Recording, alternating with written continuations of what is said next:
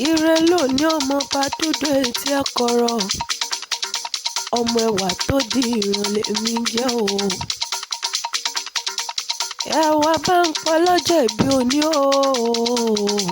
Mrs. Ọláwùmí tí ń sọjọ́ ìbí lóní gangan mò ń ké sí òun. Ọmọ ẹ̀mí ló rán mi wá o. Ó ní ń bá yín gbélédùmarè ga. Ó ní ń bá yín gbélédùmarè ga. Kì í sì ṣe wéré kí ń bá yín relé àwọn bàbá tẹ̀yìn gangan. Ó ń pè màmá mi ní o. Ẹgbẹgbẹ̀rún gbólóhùn tó ṣàkàwé màmá mi.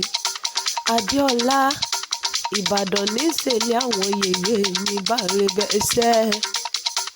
Èmi kádàní wáyé lákọ̀ọ́kọ́ náà, adáni mo gbàgbé ẹni tó mú sẹ́mi rẹ̀ lé lọ́dún. Elédùmarè ìbàrẹ̀ rèé o. Ó yá jẹ́ ń súré bọ̀ fẹsẹ̀ kan yálé àwọn bàbá tí rẹ̀ mọ̀mọ́ mi dáadáa. Ìbàdàn ọmọ àjòrò sùn, ọmọ àjẹ̀gbín yóò. Ọmọ àfikàrà ń fọ́rí musa ló ń kó kí àwọn bàbá tẹ̀yìn.